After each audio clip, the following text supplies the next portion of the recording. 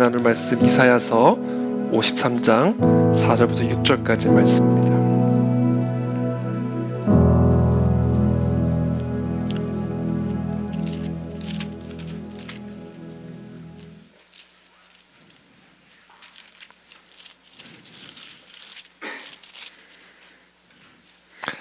이사야서 53장 4절부터 6절까지 우리 한 절씩 여러분들이 교독하겠습니다. 저부터 읽겠습니다. 그는 실로 우리의 질고를 지고 우리의 슬픔을 당하였거늘 우리는 생각하기를 그는 징벌을 받아 하나님께 맞으며 고난을 당한다 하였노라. 그가 찔림은 우리의 허물 때문이요 그가 상함은 우리의 죄악 때문이라. 그가 징계를 받음으로 우리는 평화를 누리고 그가 채찍에 맞음으로 우리는 나음을 받았도다. 함께 읽겠습니다. 우리는 다 양 같아서 그릇 행하여 각기 제 길로 갔거늘 여호와께서는 우리 모두의 죄악을 그에게 담당시키셨도다. 아멘. 네, 오늘은 저희 이번 리바이벌 위크 마지막 성금요일 예배입니다. 여러분 이번 한 주간 어떻게 많이 큰 은혜 받으셨어요? 네. 저도 아주 큰 그런 은혜가 있었습니다. 특별히 첫째 날 우리 박조준 목사님 너무 저는 사실 목사님을 저야 물론 목사님을 오랫동안 알아왔지만 뵌 것은 처음이었습니다. 그래서 처음 뵀는데 되게 순수하셨어요. 90세신데 되게 고우시고 되게 맑으시고 그래서 사실은 너무 어른이어서 사실은 조금 제가 좀 얼었는데 너무 편안하셔서 금방 되게 친해졌습니다. 그래서 흔쾌히 또 저희 주일 예배도 오시기로 또 약속을 하셨어요. 그래서 4월 제 주일 설교가 별로 마음에 안 드셨나요? 그래서 제 앞에서 대놓고 박수를 이렇게 주시는 이해합니다. 저도 너무 좋았어가지고 4월 23일에 우리 박조준 목사님 오셔서 귀한 말씀 또 나눠주실 때 너무 기대가 됩니다. 저도 박 목사님의 정말 깊이 있는 연륜 있는 그 설교에 너무 큰 은혜를 받아서 제가 바로 목사님께 우리 목사님 통해서 연락드려서 4월 23일 주일 설교 오셔서 또 말씀 나눠주시기로 하셨고 우리 두 번째 날 우리 유광신 목사님의 그것도 아주 그냥 강력한 파워풀한 그런 복음적인 그런 설교 큰 도전이 됐고 또 유광신 목사님 또 짧은 티타임을 가졌지만 짧은 시간이었지만 영적인 내공이랄까요? 영적인 깊이랄까요? 마음에 아주 큰 도전이 되고 또 감동이 되는 그런 만남이었습니다. 그래서 참 연륜 있으신 우리 원로 목사님들과의 만남은 우리 모두에게 정말 큰 은혜가 되는 것 같아요. 그래서 앞으로도 귀한 목사님들 좀 많이 모셨으면 좋겠다는 생각이 드는데요. 유광신 목사님 주일 설교 오셨으면 좋겠다고 말씀드렸더니 다음 기회에 제가 또 다시 한번 우리 목사님 또 꼭 모실 수 있도록 그렇게 하도록 하겠습니다. 그리고 수요일 우리 박은조 목사님도 제가 또 존경하는 그런 귀한 목사님인데 아주 부드러운 카리스마의 목사님이시죠. 아주 부드럽게 진리의 전곡을 찌르는 아주 그런 어떻게 보면 되게 뭐랄까요? 되게 하여튼 영국 신사 같은 그런 아주 바른 그런 어떤 모습을 가지신 그런 목사님이셨는데 또 너무 귀한 시간을 가졌습니다. 우리 박 목사님께서도 또 오시기로 약속하셨어요. 그래서 6월달에 4월달에는 일정이 안 되셔서 6월 11일에 또 오셔서 귀한 주일 설교 말씀 나눠주시기로 약속하셨습니다. 이종락 목사님 여러분 큰 은혜 받으셨죠? 네, 정말 정말 하나님이 진짜 그 사역을 위해서 아주 그냥 평생을 준비시키시고 이끄신 그런 하나님의 그런 역사가 너무 생생하게 어제 간증이 되어서 얼마나 감사했는지 모릅니다. 그리고 무엇보다 되게 겸손하시고 그래서 하여튼 앞으로 우리 이종락 목사님과 함께 또 우리 교회가 이 땅의 생명 운동을 위해서 하여튼 함께 동역할 수 있는 부분을 최선을 다해서 함께 동역할 수 있으면 좋을 것 같습니다. 그래서 어제 잠깐 말씀드린 것처럼 6월 25일에 우리 리바이벌 코리아 집회 때 또 우리 베이비박스 재단 법인과 함께 귀한 생명운동 캠페인을 우리 강남역에서 펼쳐질 수 있게 되기를 준비해 주시고 또 기도해 주시기를 부탁을 드립니다. 오늘은 저희가 이제 성금요일 마지막 이번 리바이벌 위크 설교인데요. 특별히 오늘은 저희가 우리 주일, 우리 부활 주일에 오실 우리 전도 대상자들을 위해서 특별히 좀 저희가 기도로 준비할 수 있는 그런 금요 철야 기도회가 되었으면 좋겠다는 생각이 듭니다. 많은 분들이 오지는 못하세요. 전도 대상자들을 많이 제출은 하셨는데 실제로 그 자리에 그날 오실 수 있는 분들은 많지는 않습니다. 그런데 여러분, 한 영혼이 천하보다 귀하다고 그러셨잖아요. 그 한 영혼 안에 어떤 일을 하나님이 행하실지는 우리는 모르는 겁니다. 그래서 우리가 정말 우리 그 안에 들리 우리 모든 성도들이 그 소수의 영혼을 우리가 맞이하는 그런 예배를 저희가 오늘 특별히 기도로 준비할 수 있게 되기를 바랍니다. 어제 이종락 목사님 제가 간증을 들으니까 믿음이 없는 분에게 그냥 기도를 시켰는데 성령의 은혜가 임하신 건지 하여튼 눈물이 터져 나와서 기도를 할 수 없었다 이렇게 말씀하시잖아요. 하나님은 어떻게 우리 심령 속에서 일하실지 우리는 모릅니다. 우리가 지혜로운 방식으로 전도한다 해서 전도가 되는 것도 아니고 성령 하나님께서 그 사람의 심령 속에서 어떤 방식으로 어떻게 일하실지는 그건 정말 우리가 알 수 없는 일입니다. 다만 우리는 기도로 한 영혼을 구원하고자 하는 그런 하나님의 마음으로 정말 전도하고 복음을 증언하고 또 우리 교회에 오시는 그분들을 맞이할 수 있는 그런 부활주일 예배가 되었으면 좋겠습니다. 이 전도는 영적 전쟁입니다. 그래서 오늘은 저희가 특별히 부활주일 전도 집회를 위해서 영적 전쟁을 기도로 준비하면서 그들을 사로잡고 묶고 있는 어둠의 결박들이 끊어지는 그런 주일 예배가 될 수 있도록 오늘 우리 다 함께 기도로 그날을 위해서 준비할 수 있게 되기를 바랍니다. 제가 오늘 여러분들과 나누고자 하는 주제는 우리 삶의 유일한 해결책 십자가라는 주제입니다. 우리 다시 한번 우리 제목 한번 다 같이 한번 읽어볼까요? 우리 삶의 유일한 해결책 십자가. 시작. 우리 삶의 유일한 해결책 십자가. 여러분 이걸 믿으십니까? 이 세상에 살아가는 우리 모두는 다양한 종류의 문제를 안고 살아가고 있습니다. 어떤 분들은 건강의 문제를 갖고 있고 또 어떤 분들은 관계적인 문제를 갖고 있고 또 어떤 분들은 정서적인 문제, 기질적인 문제, 진로의 문제, 다양한 문제를 하나씩은 다 갖고 살아가고 있습니다. 그래서 모든 사람들은 자신의 문제를 해결할 수 있는 해결책을 간절하게 원하고 있습니다. 대부분의 사람들이 가장 확실한 해결책으로 믿고 있는 것은 돈입니다. 그래서 사람들이 안고 있는 다양한 문제들이 결국은 돈의 문제로 귀결이 됩니다. 왜냐하면 사람들이 돈이 있으면 그 모든 문제를 해결할 수 있다라고 생각하기 때문에 우리가 갖고 있는 다양한 문제들의 결국은 궁극적인 해결책은 경제적인 문제로 귀결이 됩니다. 질병의 문제도 결국에는 경제적인 문제가 됩니다. 돈이 있어야 좋은 치료를 받을 수 있고 좋은 치료를 받기 위해서는 많은 돈이 필요하기 때문에 질병의 문제도 결국은 돈의 문제가 되는 것이죠. 정서적인 문제도 결국은 경제적인 문제로 귀결이 됩니다. 울적할 때 하와이 가서 돌고래 쇼 한번 보고 오면, 좀 스트레스 받을 때 파리 가서 쇼핑 좀 하고 오면 얼마나 정서적으로 건강해지겠어요. 근데 정서적인 문제도 결국에는 돈 문제예요. 이 많은 돈이 많은 문제를 해결할 수 있는 것은 어느 정도는 사실입니다. 그러나 사람들이 간과하고 있는 점이 하나 있는데, 그것은 많은 돈이 많은 문제를 해결하기도 하지만 동시에 많은 문제를 일으키기도 한다라는 사실이죠.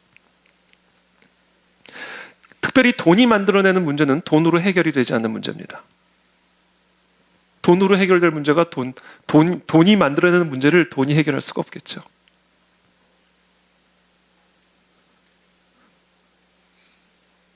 그래서 돈은 우리의 삶에 꼭 필요한 것이지만 그러나 이 돈이 우리 삶의 근본적인 해결책이 될 수는 없는 것입니다. 아니, 오히려 많은 돈은 우리 삶에 많은 문제가 될 수가 있습니다. 성경은 돈을 사랑함이 일만하게 뿌리다라고 말씀하십니다. 이 돈을 사랑한다라는 것은요, 무엇을 의미하냐면 돈을 의지한다라는 말이에요. 그 돈을 사랑한다라는 말입니다.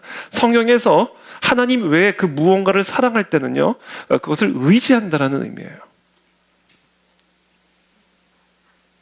즉, 돈을 사랑함이 일마다하게 뿌리다라는 말씀은 내 삶의 다양한 문제를 해결하기 위해 돈을 의지하는 자세는 문제의 해결책이 아니라 오히려 문제의 근원이 된다라는 라는 말씀입니다. 돈 자체가 우리 삶에 문제가 되는 것은 결코 아닙니다. 다만 돈을 의지함이 더 많은 문제를 만들어내는 일만하게 뿌리가 된다는 것이죠. 그래서 돈이 내가 갖고 있는 문제들을 해결할 수 있을 것이라고 믿는 사람은요, 반드시 돈으로도 해결할 수 없는 문제에 짓눌리게 됩니다. 돈을 의지함이 일만하게 뿌리가 되기 때문에 그렇습니다. 그래서 돈으로 좋은 침대는 사도 좋은 잠은 살 수가 없는 그런 역설적인 문제의 늪으로 계속해서 빠져들어가게 되는 것이죠. 그것이 오늘날 많은 현대인들이 안고 있는 비극이요, 또 그들이 안고 있는 고통의 뿌리입니다. 예수님께서 부자가 천국에 들어가는 것이 낙타가 바늘길을 통과하는 것보다도 어렵다라고 말씀하셨을 때 거기서 말하는 부자는요, 단순히 돈 많은 사람을 의지하는 게 아니에요. 돈을 의지하는 사람을 위한 겁니다. 그게 성경에서 예수님이 말씀하시는 천국에 들어가기 어려운 부자의 의미. 그래서 돈이 많다고 부자가 아니에요. 돈이 없어도 돈을 의지하는 사람은 지금 예수님이 말씀하시는 부자에 속하는 겁니다. 왜냐하면 돈을 의지함은 일만하게 뿌리가 되기 때문에 그렇습니다. 그래서 예수님이 말씀하신 거예요. 나와 돈을 겸하여 섬길 수 없다.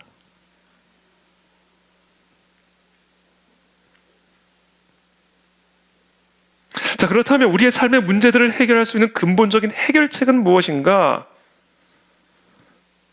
하나님은 우리가 안고 있는 1만 가지의 문제들의 해결을 위해 1만 가지의 해결책을 제시해 주지 않으셨습니다. 하나님은 우리의 삶의 수만 가지의 문제 해결을 위해서 단 하나의 해결책만을 주셨습니다. 그게 바로 예수 그리스도의 십자가입니다. 저와 여러분들은 오늘 어떤 믿음을 가지고 이 시간 나아가야 되냐면요, 우리가 지금 갖고 있는 문제가 어떤 문제든지 간에 그 문제를 위한 해결책은 하나, 그리스도의 십자가다.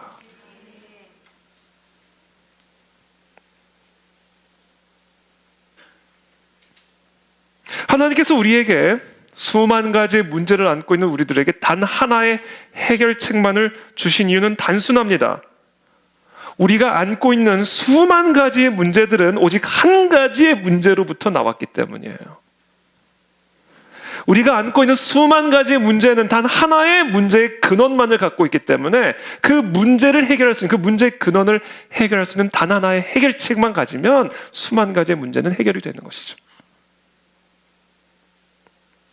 여러분, 예를 들어서 우리나라 출입국 사무소에서 외국인이 입국을 하는데 입국 관리가 구멍이 뻥 뚫렸어요. 제대로 입국 관리를 안 한 거예요. 그러면 우리나라에 어떤 일이 벌어질까요? 우리나라 코로나 처음에 확산될 때 코로나 청정 국가였단 말이에요. 근데 중국에서 코로나 걸린 사람 한 사람이 입국 방역이 뚫리면서 대한민국의 코로나 전염이 급속하게 확장이 됐습니다. 우리나라 출입국 사무소 외국인 입국 관리에 구멍이 뚫린다면 어떤 일이 벌어질까요? 우리나라 안에 밀매, 밀수, 테러범, 전염병, 하여튼 전 세계 1만 가지 악들이 본물 터지듯 대한민국 안으로 쏟아져 들어올 겁니다. 그 결과 대한민국과 대한민국의 국민들은요, 말할 수 없는 문제들로 인한 고통에 시달리게 될 거예요. 그렇다면 그 만 가지의 악, 만 가지 대한민국 안에서 벌어진 그 문제들을 해결할 수 있는 방법은 뭘까요? 만 가지 해결책을 만들어야 될까요? 아니에요. 구멍 뚫린 그 입국 관리 하나만 막아놓으면 되는 겁니다. 왜냐하면 그게 문제의 근원이고 그 문제의 근원을 타고 수만 가지의 악이 들어온 것이기 때문에 그래요. 그래서 예수님은 우리가 안고 있는 수만 가지의 문제들 앞에서 단 하나의 해결책만을 우리에게 제시해 주신 거예요. 그게 바로 그리스도의 십자가입니다. 우리 삶의 문제가 바로 이와 같아요. 우리의 삶을 짓누르고 있는 수많은 문제들, 겉으로 보기에는 매우 다양하고 복잡해 보이지만 사실 그 문제가 영적인 문제든 정서적인 문제든 육적인 문제든 무슨 문제든지 간에 그 모든 문제들은 단 하나의 문제의 근원을 갖고 있습니다. 그것은 바로 우리의 죄입니다. 죄.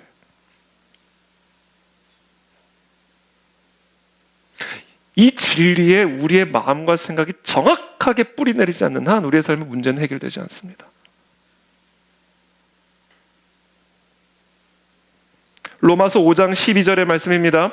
그러므로 한 사람으로 말미암아 죄가 세상에 들어오고 죄로 말미암아 사망이 들어왔나니 이와 같이 모든 사람이 죄를 지었으므로 사망이 모든 사람에게 이르렀느니라. 이거예요. 한 사람의 죄로 말미암아 모든 사람들에게 사망이 임하게 되었다라는 거예요.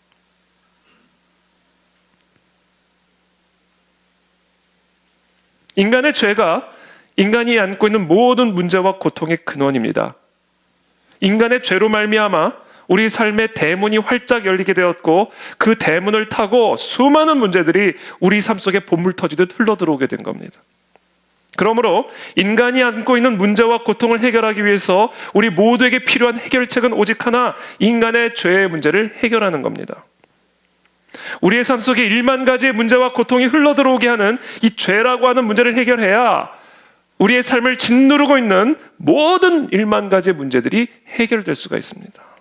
그렇다면 이 죄라고 하는 문제를 어떻게 해결할 수 있을까요? 그 해결책이 바로 예수 그리스도의 십자가다라는 거예요. 우리가 죄를 짓지 않는 게 죄 문제를 해결하는 해결책이 아니에요. 죄의 용서함을 받는 것이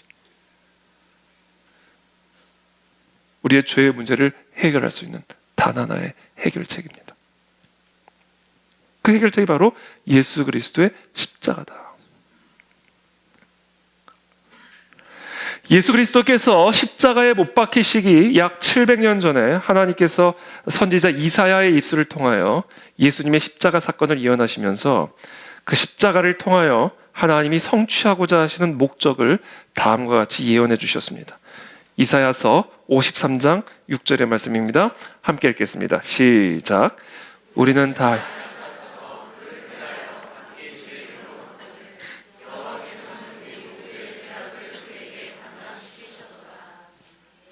예수님이 십자가에 못 박히시기 700년 전에 이사야의 입술을 통해서 예언하신 말씀이에요. 우리는 다 양 같아서 그릇 행하여 각기 제 길로 갔거늘 여호와께서는 우리 모두의 죄악을 그에게 담당시키셨도다. 죄악이란 무엇일까요?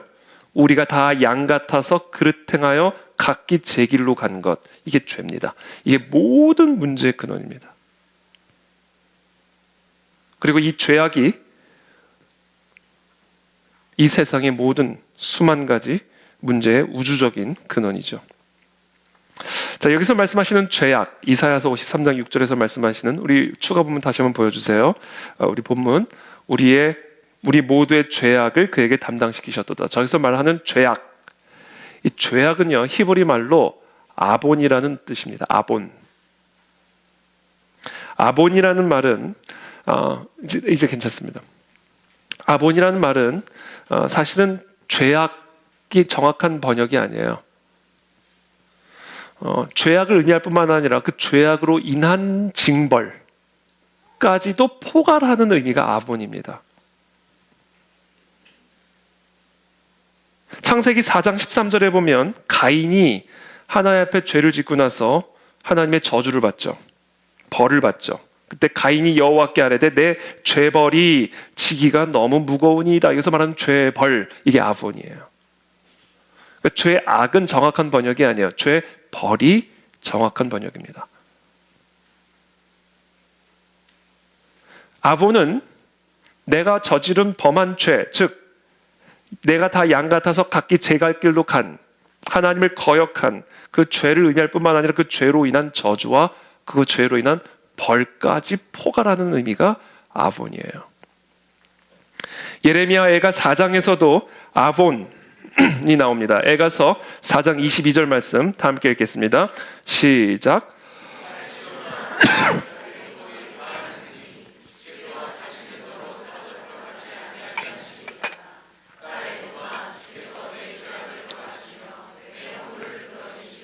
여기서 말하는 네 죄악의 형벌, 이게 아본입니다. 그냥 죄악, 이게 아본이 아니라 죄악의 형벌. 죄벌, 죄와 벌은 떨어질 수가 없는 거예요. 죄를 얘기할 때는 반드시 벌이 붙어야 되는 겁니다. 벌을 이야기를 할 때는 반드시 죄가 붙어야 되세요. 아본이라는 말은 그래서 그냥 죄악이 아니라 버리라는 거예요. 여호와 하나님이 그 사람에게 명하여 이르시되 동산 각종 나무의 열매는 네가 임의로 먹되 선악을 알게 하는 나무의 열매는 먹지 말라. 네가 먹는 날에는 죄를 지으면 반드시 죽으리라. 죄 벌은 반드시 붙어 있는 거예요. 네가 만일 네 하나님 여호와의 말씀을 순종하지 아니하여 내가 오늘 네게 명령하는 그의 모든 명령과 규례를 지켜 행하지 아니하면, 죄를 지으면 이 모든 저주가 네게 임하며 네게 이를 것이다. 반드시 이를 것이다. 죄 버리다라는 거예요. 이게 아본입니다. 그러므로 지금 하나님께서 이사야의 입술을 통해서 우리에게 예언하고 있는 십자가 사건, 우리의 모든 죄악을 그에게 담당시키셨다. 우리의 아본을 그리스도에게 담당시키셨다라는 말은 생수의 근원이 되시는 하나님을 떠난 인간의 죄, 하나님을 거역하고 불순종한 인간의 죄로 말미암아 인간이 받아야 할 벌을, 인간이 받아야 할 저주를 그리스도에게 담당시키셨다라는 말이에요. 그게 우리의 죄악을 그에게 담당시키셨다라는 의미예요. 그게 십자가의 의미입니다. 그러니까 십자가에 예수님이 달리신 사건은 내가 나의 거역과 불순종으로 말미암아 내가 받아야 할 저주를 대신 받고 있는 거예요. 그게 예수님이, 하나님이 이사야를 통해서 예언하신 말씀이에요. 우리의 죄악을, 아본을 그에게 담당시키셨다. 그것을 갈라디아 3장 13절에서 사도 바울은 이렇게 말합니다. 그리스도께서 우리를 위하여 저주를 받은 바 되사 아본을 받았다는 거예요. 그것은 우리가 받아야 할 율법의 저주예요. 그래서 예수 그리스도께 우리의 아본을 감당함으로 말미암아 우리는 율법의 저주에서 속량을 받았다. 구원을 받았다. 그러니까 십자가에 매달린 그리스도는 우리가 받아야 할 하나님의 징벌과 저주를 예수님이 대신 받았음을 보여주고 있는 사건이에요. 그게 십자가의 의미입니다. 그러나 거기서 끝나지 않아요. 예수 그리스도께서 우리가 받아야 할 저주를 대신 받음으로 끝나는 게 아니에요. 예수 그리스도께서 우리가 받아야 할 저주를 대신 받음으로 말미암아 이제는 우리는 그리스도 안에 있는 하나님의 아들의 권세와 생명과 축복을 우리가 받게 되었다라는 거예요. 그게 십자가에서 일어난 사건의 의미입니다.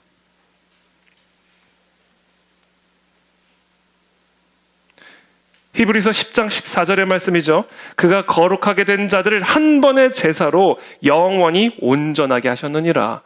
그러니까 하나님께서는 우리가 받아야 할 죄 벌을 그리스도에게 담당시키셔서 그리스도를 저주함으로 끝낸 게 아니라 그리스도가 우리를 대신하여 저주를 받음으로 말미암아 그리스도 안에 있는 축복과 생명이 우리에게 옮겨졌다라는 거예요. 이게 십자가 사건입니다. 그것을 이사야가 예언하고 있는 거예요. 이사야서 53장 4절부터 5절입니다. 그는 실로 우리의 질고를 지고 우리의 슬픔을 당할 건 우리가 받아야 할 저주를 받았다라는 거예요. 그러나 우리는 생각하기를 그는 징벌을 받아 하나님께 맞으며 고난을 당한다 하였노라. 그가 죄를 지어서 강도들과 함께 저 십자가에 못 박혀 고난을 당한다. 그렇게 사람들은 생각을 했다라는 거예요. 그러나 그게 아니라는 거예요. 그가 찔림은 바로 우리의 죄가 때문에 받은 저주고 그가 상함은 바로 우리의 죄악 때문이라. 우리가 받아야 할 죄의 벌을 예수 그리스도께서 대신 찔림을 당하고 상함을 받음으로 대신 담당하셨다. 그럼 그것으로 끝났는 거 아니에요. 그가 그렇게 죄과를, 죄의 벌을 받음으로 말미암아 우리는 이제 평화를 누리게 되었고 그가 채찍에 맞음으로 말미암아 우리가 받아야 할 저주를 대신 받음으로 말미암아 이제 우리는 모든 질병에서부터 나음을 얻었도다. 이게 십자가입니다, 여러분. 내가 나의 죄 때문에 내가 받아야 할 벌과 저주를 그리스도께서 대신 다 받으시고 그래서 이제 내가 받아야 할 저주는 다 없어져 버린 거예요. 나의 모든 문제가 다 이제 뭐다? 해결이 된 겁니다, 여러분. 하나님의 아들 안에 있는 그 모든 생명과 권세가 이제 우리에게 주어졌다라는 거예요. 그래서 여러분 십자가 하나면 다 되는 겁니다. 하루는 식당에서 가족들과 저녁 식사를 마치고 이제 그날따라 또 많이 시켜서 먹었어요. 배가 고파가지고. 계산을 하려고 나오는데 글쎄 그 점원이 어떤 분이 저희 테이블 걸 계산을 하고 나갔다는 거예요. 이걸 대속이라고 부르는 거예요. 느낌 팍 오시죠? 얼마나 감사한 건지. 대신 값을 지불하는 거예요. 밥은 나에게 오고 계산서는 그 사람에게 가는 겁니다. 이게 대속입니다.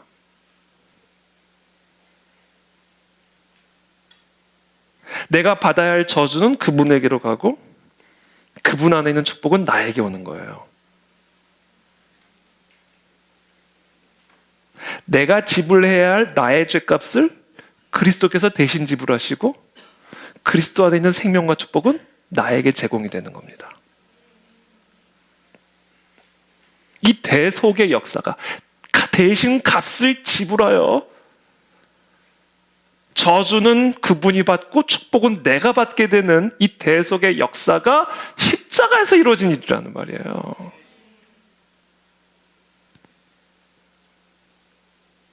그래서 이제 우리가 집중해야 될 건 뭐냐면 어떻게 하면 그 놀라운 십자가의 대속의 원리가 내 삶에 구체적으로 적용이 될 수 있을까?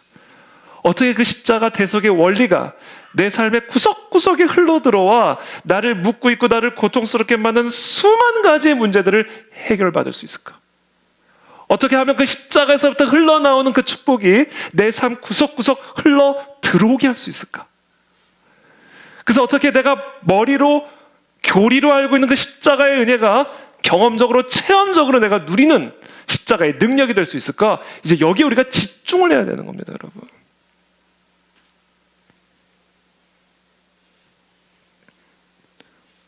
저는 오늘 세 가지 아주 단순한 원리를 여러분들과 함께 나누고자 합니다.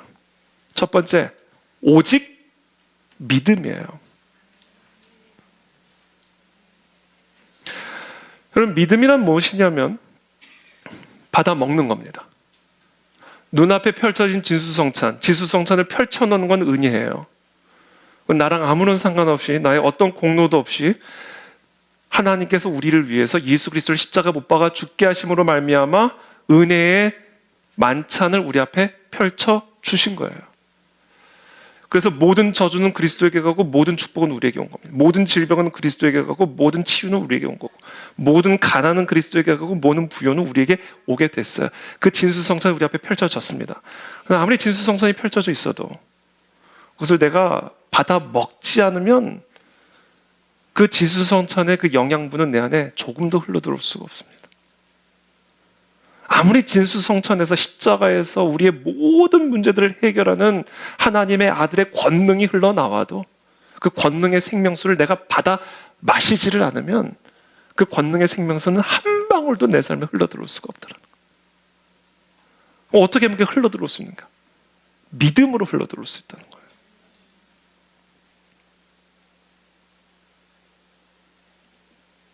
십자가로부터 축복이 흘러나오는 것은 오직 은혜예요.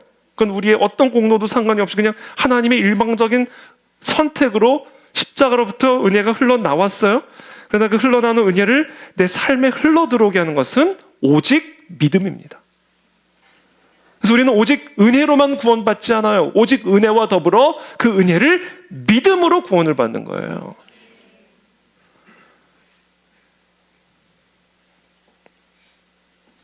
어떻게 하면 믿음을 가질 수 있을까?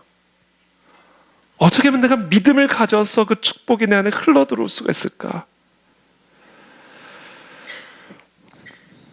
저와 여러분들의 마음을 열어서 십자가에서 완성된 그 대속의 원리를 마음으로 받아들이셔야 됩니다.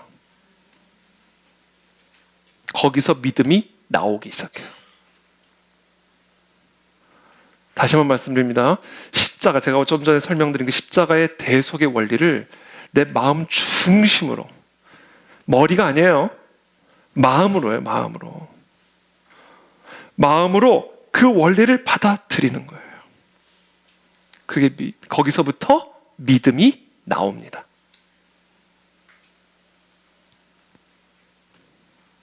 이 마음으로 받아들이는 거, 이걸 우리가 믿음이라고도 말할 수 있어요. 그러나 저는 이걸 좀 분리해서 설명하고 싶어요. 믿음은 내 결단으로 가질 수 있는 게 아니라 믿음은 나오는 거기 때문에. 마음으로 받아들이면 믿음이 나오니까 마음으로 받아들이는 걸 믿음이라고 말할 수도 있겠지만, 저는 이걸 좀 분리해서 말씀드리고 싶다라는 거예요. 십자가 대속의 원리를, 우리의 마음을 열고 우리의 의지를 가지고 머리로 말고 생각으로 말고 마음으로 받아들이는 거예요. 그걸 오늘 우리가 해야 됩니다. 주님, 그렇습니다. 십자가에서 주님이 저주를 받으심으로 말미암아 내가 받을 모든 저주를 다 받으시고 이제는 하나님 안에 있는 모든 생명과 축복이 내 안에 흘러들어왔음을 내 마음을 열고 받아들입니다. 받아들여지지 않지만 받아들입니다. 마음이 내가 너무 딱딱해서 이게 참 잘 안 들어오지만, 그러나 주님, 내가 그것을 받아들입니다. 그때 믿음이 나오는 거예요. 근데 여기서 제가 한 가지 중요한 말씀을 해요. 이것을, 이 십자가 대속의 원리를 우리가 마음으로 받아들이는 방법을 가르쳐 드릴게요. 어떻게 하면 마음으로 받아들이게 되는지 아세요? Thank you 할 때 받아들여요. 감사합니다, 주님. 그때 이게 받아들여지는 거예요. 하나님의 아들이 내가 받아야 할 모든 저주를 십자가에서 다 받으심으로 이제 하나님 아들 안에 있는 그 생명과 권세와 축복이 나에게 완전히 전가되었습니다. 감사합니다. Thank you, Lord. 이게 마음의 중심으로 감사드릴 때 그게 마음으로 받아들여지는 거예요. 그때 믿음이 나옵니다.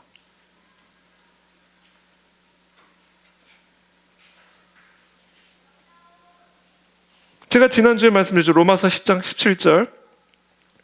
다 함께 읽어보겠습니다. 시작. 그러므로 믿음은 들음에서는, 들음은 그리스도의 말씀으로 말미암았느니라.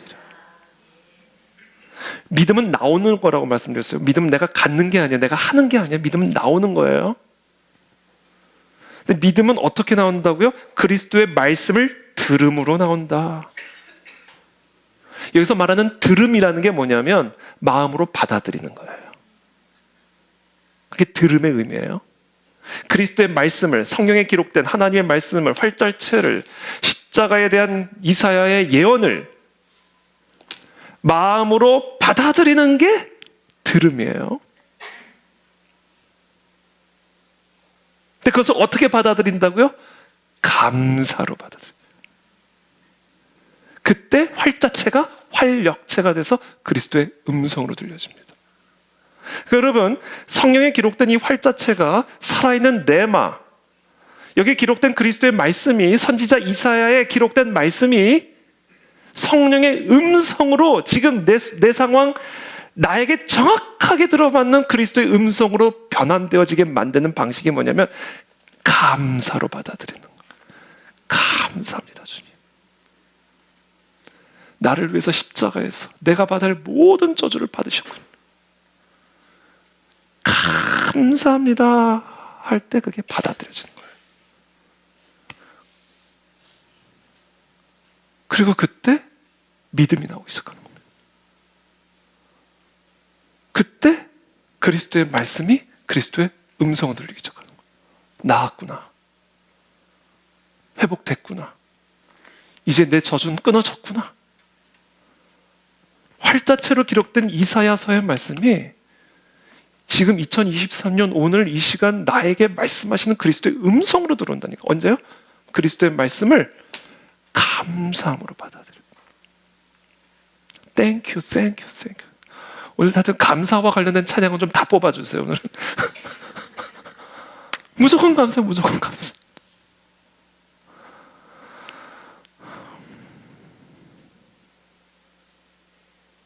우리 감사해요 주님의 은혜 한번 찬양하고 또 말씀 좀 하면 좋겠어요. 감사해요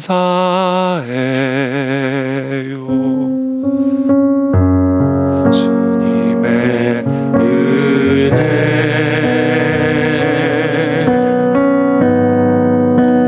감사해요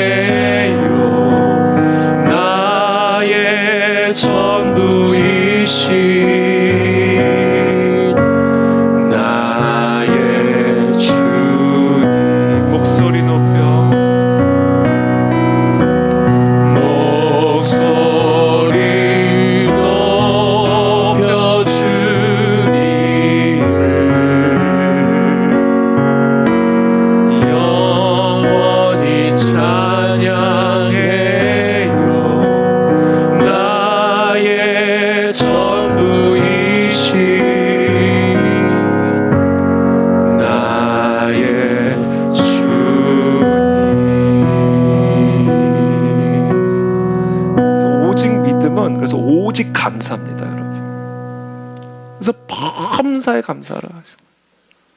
제가 지난주에 잠깐 말씀드렸죠. 하나님의 말씀을 진짜 하나님의 말씀으로 받는 것, 사사로운 인간의 저술로 받아들일 건가. 범사에 감사하라는데 왜 범사에를 빼고 감사하나? 모든 일에 감사할 때. 왜요? 모든 저주를 그리스도께서 받으셨으니까. 모든 문제를 그리스도가 다 십자가에서 안으셨으니까.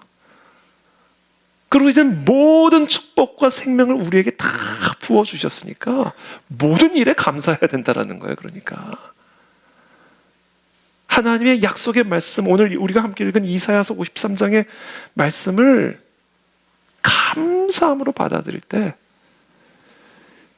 이사야가 예언한 이 십자가 사건의 의미가 이 시간, 지금 이 순간 나에게만 말씀하시는 그리스도의 음성으로 들려오게 된다는 거죠. 그때 믿음이 나오는 것이고, 저는 그런 은혜가 오늘 이 밤에 있게 되기를 축복합니다. 감사함으로 그리스도의 약속을 받으십시오. 그리스도의 음성이 들리실 겁니다. 그래서 믿음이 나올 겁니다. 그때 기적이 일어나게 될 거예요. 겨자씨만한 믿음은 바로 거기서 나오는 거예요. 그러면 치유가 일어날 겁니다. 오늘 주님 우리에게 그런 믿음을 허락하여 주시고 감사를 주십시오. 어떤 상황에서도 감사하게 하십시오. 설령 죽을 병에 걸렸다 할지라도, 죽을 지경에 이르게 되었다 할지라도, 다 망하게 될 지경에 이르게 되었다 할지라도 감사함으로 주의 약속을 취하게 하십시오. 그래서 부활의 능력을 체험하는 우리 모두가 되게 하여 주시옵소서.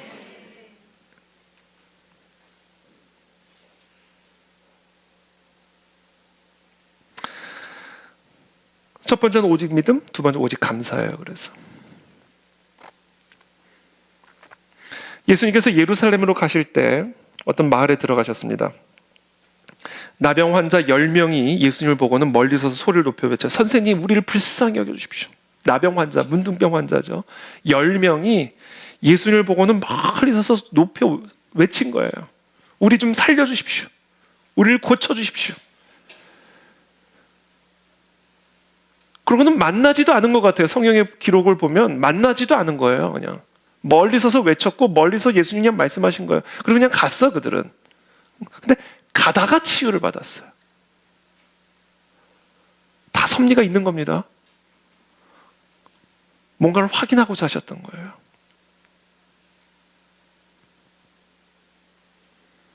열 명이 가다가 치유를 받은 거예요. 예수님과 헤어진 거예요.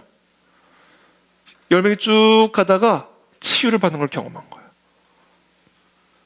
근데 그 중에 한 사람이 예수님께 들어옵니다. 한 사람. 9사람은 그냥 가고.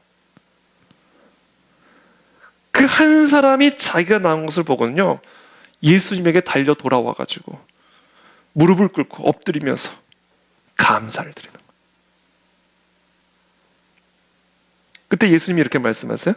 예수께서 대답하여 이르시되 10사람이 다 깨끗함을 받지 아니하였느냐? 그 9은 어디 있느냐? 이방인 외에는 하나님께 영광을 돌리러 돌아온 자가 없느냐 하시고 그에게 이르시되 일어나 가라, 네 믿음이 너를 구원하였느니라 하시더라. 감사가 믿음입니다. 여러분 여전히 나병 가운데 계십니까? 여전히 문둥병 가운데 계십니까? 하나님의 약속, 이사야의 입을 통해서 예언된 이 약속을 감사함으로 취하십시오. 이미 나았음을 감사합니다. 오늘은 우리가 기도를 할 때 낫게 해주십시오가 아니에요. 나았음을 감사합니다. 이미 공급하셨음을 감사합니다. 이미 이루신 것을 감사합니다. 왜? 이루셨다고 그러잖아요 지금 다. 그러니까 이걸 감사함으로 받아들이는 게 믿음이라고요. 거기서 믿음이 나온다고요. 그래서 우리 오늘은 그냥 처음부터 끝까지 감사해요.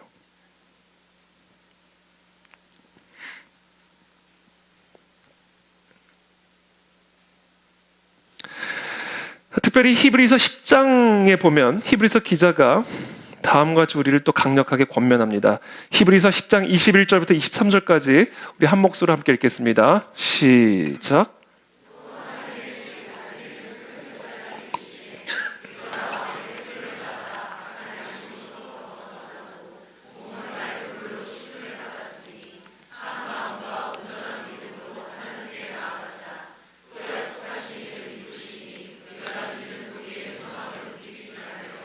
굳게 잡고. 저는 여기서 이 마지막 부분이에요. 온전한 믿음으로 하나님께 나아가자. 또 약속하신 이는 미쁘시니, 신실하시니, 거짓말이 없으시니. 오늘 이사야의 예언을 통해서 예언하신 이 일은 그리스도의 십자가를 통해서 이미 성취되었으니 우리가 믿는 도리의 소망을 움직이지 말며 굳게 잡아라. 여기서 말하는 도리의 소망, 믿는 도리. 여기 도리가요, 헬라어 성경으로는요, 또는 영어 성경에 뭐라고 해요? confession, 고백. 우리가 믿는 고백을 굳게 잡아라. 좀 더 구체적으로 말하면 감사의 고백을 흔들리지 않게 하라는 거예요. 이건 지금 히브리서 기자는 사실은 어떤 상황을 염두에 두고 있는 것이죠. 상황에 따라 우리의 감사의 고백이 흔들릴 것을 염두에 두고, 환경에 따라 우리의 믿는 도리, 우리의 믿는 고백, 우리의 이 감사의 고백이 흔들리거나 압박당할 것을 염두에 두고 우리에게 권면하는 거예요. 그 믿는 도리를 흔들리지 않게 하라. 그 감사의 고백이 상황에 따라 흔들리지 않게 하라. 왜? 거기서 믿음이 나오고 거기서 기적이 나오니까.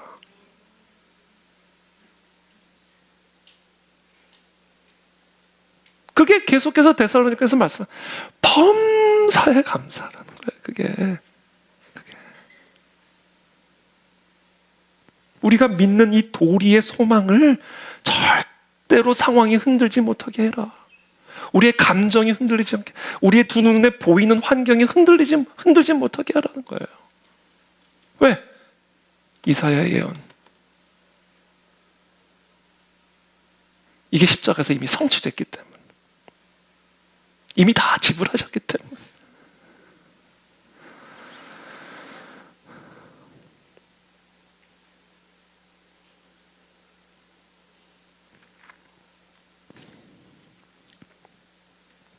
그래서 마지막으로 세 번째입니다. 그 소리는 이제 뭐 해야 된다? 자, 첫 번째 오직 믿음. 두 번째 뭐죠? 오직 감사. 그럼 이제 뭐 해야 돼요? 모든 상황 속에서 이제 우리 뭐 해야 돼요? 오직 찬양. 오직 찬양. 이게 십자가에서 이미 흘러나오고 있는 축복이 내 삶에 흘러 들어오게 할 수 있는 길입니다, 여러분. 이게 내 믿음의 대로를 열어 그 십자가에서 흘러나오는 축복의 생명이 내 안에 흘러들어와 치유와 회복과 부요와 평강을 누리게 할 수 있는 원리예요, 이게. 오늘 우리 사랑다락방, 저는 처음 듣는 찬양인데 너무 찬양이 좋았어요. 그리고 우리 율동 수화인가요, 그게?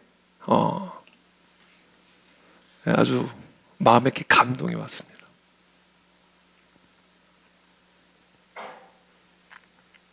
진정한 믿음이 있고 진정한 감사가 있으면요, 무조건 찬양이 따라오게 되어 있습니다. 시편 100편 4절의 말씀이에요.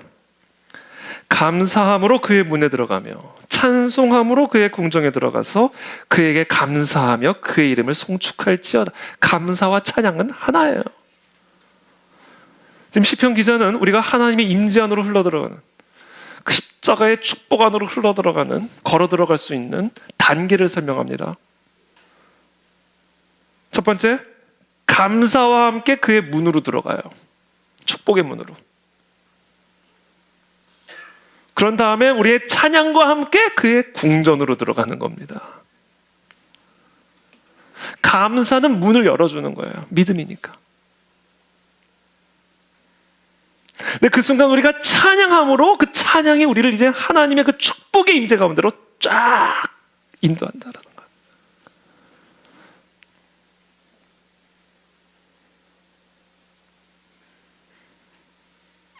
그래서 오늘 우리 굿 프라이데이잖아요. 굿 프라이데이 이미 다 끝났기 때문에 십자가에서 이미 모든 것을 다 이루셨다고 그랬잖아요. 다 이루셨다.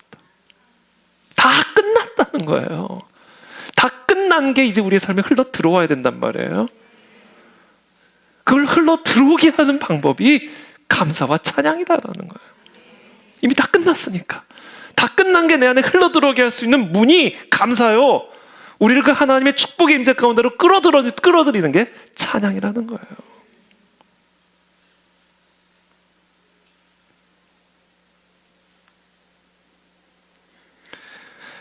역대하 20장에서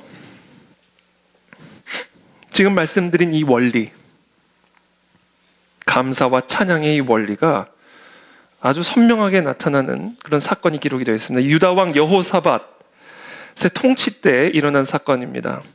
거대한 군대가 남쪽으로부터 이 여호사밧을 향하여 침략하고 있다라는 소식을 이 여호사밧 왕이 듣게 됩니다. 그러나 이 여호사밧 왕은 이 군대를 대적할 만한 수단을 갖고 있지 않았어요. 그래서 여호사밧 왕은 모든 백성에게 기도와 금식으로 연합하여 하나님의 도움을 구할 것을 요청합니다. 그리고 나서 하나님께서 그 백성들의 기도를 들으시고 야하시엘이라는 예언자를 통해서 레마를 들려주십니다. 그리스도의 음성을 들려주십니다. 역대하 20장 15절의 말씀입니다. 야하시엘이 이르되 온 유다와 예루살렘 주민과 여호사밧 왕이여 들을지어다. 여호와께서 이같이 너희에게 말씀하시기를 너희는 이 큰 무리로 말미암아 두려워하거나 놀라지 말라. 이 전쟁은 너희에게 속한 것이 아니요 하나님께 속한 것이니라. 이 음성이 들린 거예요. 여호사밧 지금 그 상황, 그 순간에. 당연히 당시 여호사밧의 군사적인 상황은 아무런 변화가 없죠. 여전히 위기 가운데 있고 여호사밧이 갖고 있는 무기는 여전히 허접한 그런 연약한 가운데 있는 거죠.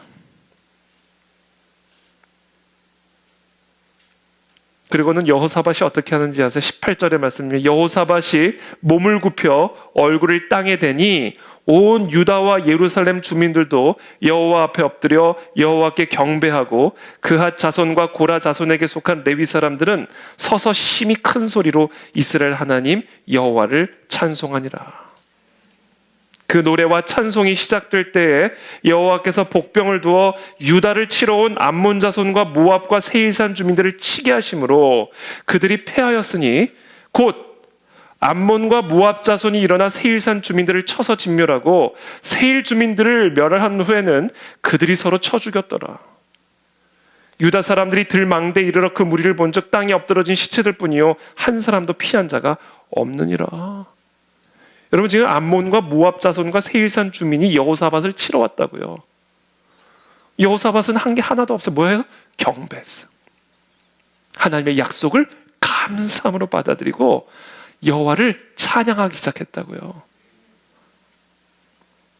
그랬더니 어떤 일이 일어나냐면 여호사밧을 치러 온 자기들끼리 죽인 거예요. 자기들끼리.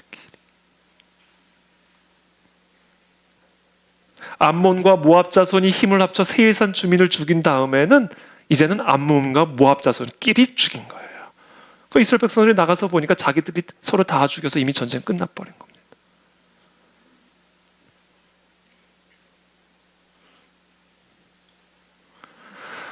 여러분 이게 우리가 찬양을 할 때 십자가에서 우리의 삶에 흘러들어오는 축복의 모습입니다. 그래서 오늘 우리가 함께 이것을 찬양하며 나갔으면 좋겠습니다. 그래서 굿 프라이데이예요. 예수님이 십자가에서 돌아가신 날이 어떻게 굿 프라이데이가 될 수 있을까? 그것을 통해서 예수님이 모든 것을 다 이루셨기 때문에, 다 끝났기 때문에 이제 우리는 그러므로 해야 할 일은 하나예요. 감사함으로 그것을 받아들이고 그것을 찬양하기만 하면 되는 겁니다. 그때 오늘 여호사밧 왕이 체험한 놀라운 하나님의 초자연적인 개입과 간섭들을 우리들이 누리게 될 줄을 믿습니다. 오늘 이 밤에 그 가운데 치유가 일어날 줄을 믿고 그 가운데 하나님의 공급이 일어나게 될 줄을 믿고 그 가운데 우리의 삶에 회복이 일어나게 될 줄을 믿습니다. 믿음과 감사와 찬양 이것이 강해지면 강해질수록 십자가로부터 흘러나오는 하나님의 축복은 강하게 우리의 삶에 흘러들어올 줄을 믿습니다. 여러분. 그래서 오늘은 우리가 특별히 우리가 우리의 삶을 위해서도 기도하고요. 그리고 특별히 또 오늘은 우리가 아까도 말씀드린 것처럼 주일날 우리 교회 처음 교회 방문하시게 될 불신자들을 위해서 우리가 함께 기도하며 나갔으면 좋겠어요. 하나님 이미 그들이 구원받았음을 선포합니다. 이미 그들이 예수 그리스도의 보혈의 능력을 믿음으로 하나님의 자녀가 되었음을 믿음으로 선포합니다. 오늘 우리가 그것을 믿음으로 찬양할 때 그들을 묶고 있는 모든 흑암의 결박들이 끊어지는 일들이 일어나게 도와주옵시고 그들이 예수 그리스도를 영접하는 일들이 일어나게 도와주시옵소서. 제가 주일 부활주일 설교 준비를 아직 다 하지는 못했는데요. 사실은 어떤 설교를 해야 될지 잘 모르겠어요. 근데 제가 어떤 갈등이 있냐면요. 어떻게 하면 좀 합리적으로 복음을 설명할까라는 부분과 합리가 뭐냐? 그냥 선포다. 이 둘 중에 이게 두 개 제가 계속 부딪히는 거예요. 그런 가운데 하나님께서 오늘 저에게 주신 말씀이 있습니다. 고린도전서 2장 1절부터 5절까지의 말씀이에요. 형제들아, 내가 너에게 나아가 하나님의 증거를 전할 때에 복음이죠. 말과 지혜의 아름다운 것으로 아니하였나니 내가 너희 중에서 예수 그리스도와 그가 십자가에 못 박히신 것 외에는 아무것도 알지 아니하기로 작정하였습니다. 그래서 이 작정했습니다. 오늘 여러분도 이 작정하시길 축복합니다. 내가 너희 가운데 거할 때에 약하고 두려워하고 힘이 떨어노라. 당연하죠. 복음 전하면 맞으니까, 복음 전하면 모욕당하니까, 복음 전하면 때리니까, 감옥에 가두니까 얼마나 약해져서 떨면서 했겠어요. 말 같은 소리를 해야 듣지 그랬을 거 아니에요. 네? 그게 내 문제를 어떻게 해결한다는 게 도대체 말이 되는 소리를 해야지. 그럴 거 아니에요.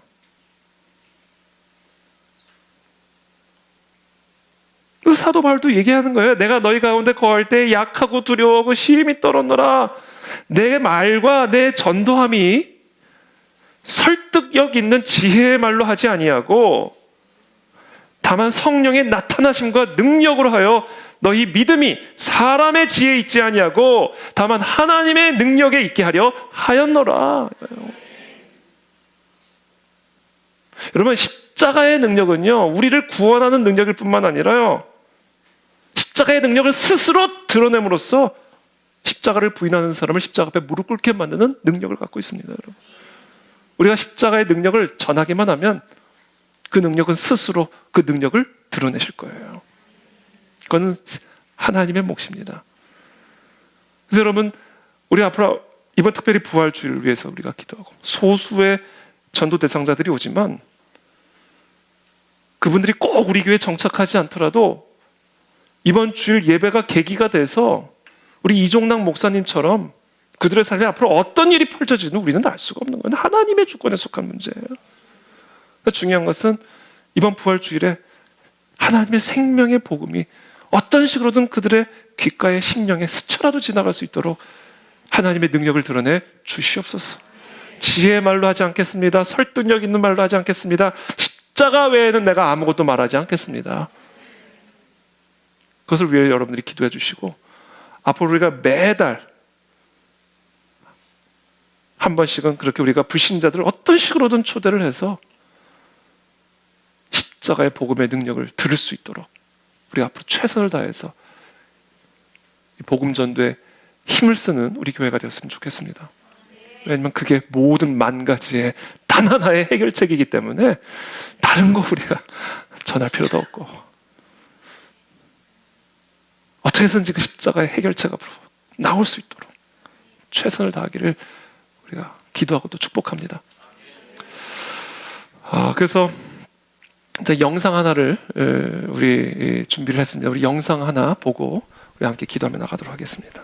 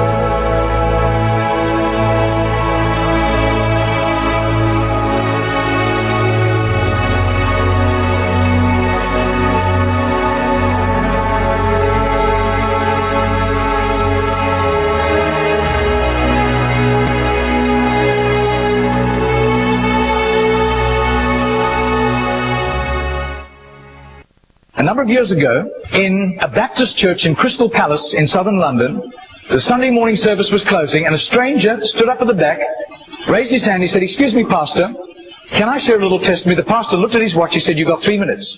And this man proceeded.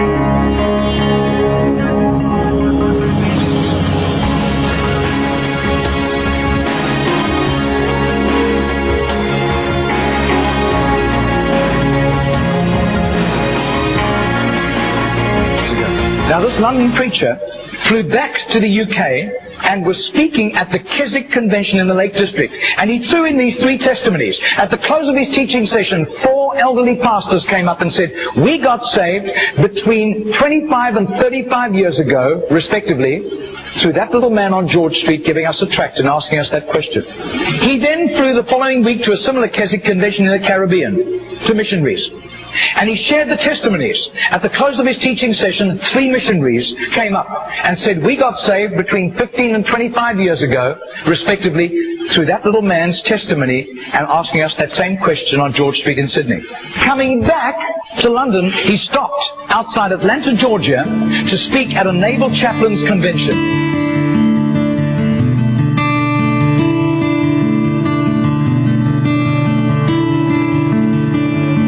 6 months later, flew to do a convention for 5,000 Indian missionaries in a remote corner of northeastern India. And at the end, the Indian missionary in charge, a humble little man, took him home to his humble little home for a simple meal. And he said, "How did you, as a Hindu, come to Christ?" He said, "One bout of diplomatic service took me to Sydney. And I was doing some last-minute shopping laden with parcels of toys and clothing for my children, walking down George Street. And this courteous little white-haired man stepped down in front of me, offered me a pamphlet, and said, 'Excuse me, sir, are you saved? If you die tonight, are you going to heaven?'" The splendor of the King, clothed in majesty. I do. His name is Mr. Genord, but I don't think he does it anymore. He's too frail and elderly. He wraps himself in light, and darkness rise to hide, and trembles at his voice, trembles at his voice. How great is our God? Sing with me, how great is our God? And all will see how great is our Margarita did a little count. That's 146,100 people. That simple little nobody except a little group of Baptists in southern Sydney knew about Mr. Genord. But I'll tell you, his name was famous in heaven.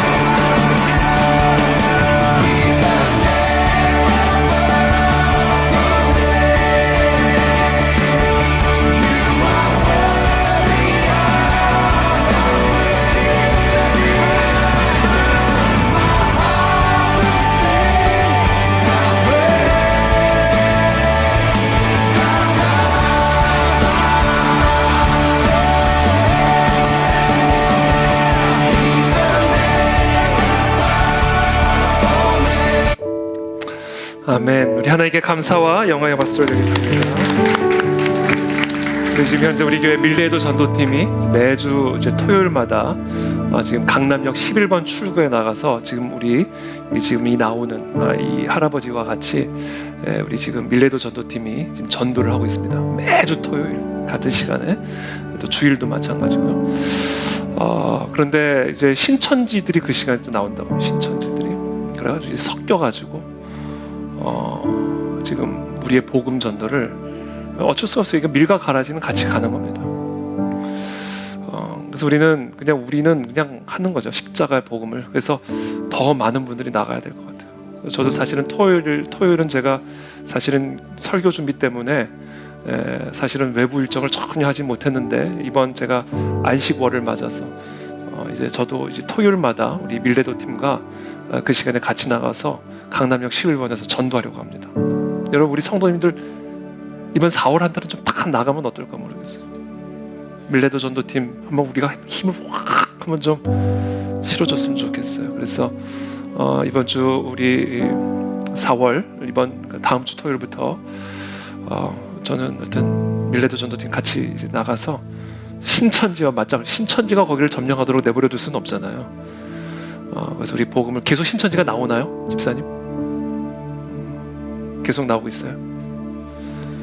네, 그래서 하여튼 저희가 복음 전도지 들고 가서 찬양하고 복음 전하고 이렇게 해서 우리가 강남역 11번 출구를 우리가 완전히 영적으로 접수할 수 있게 되기를 바랍니다. 그래서 우리 이번 주 토요일에 여러분 가능하신 분들은 좀 많이 나와 주셨으면 좋겠어요. 1시 반에 이렇게 우리 함께 전도에 힘쓰는 그런 우리 그 안에 즐기게 되기를 바랍니다. 우리 찬양팀 다 나와 주시고요. 우리 함께 이제 찬양하면서 기도하며 나가도록 하겠습니다.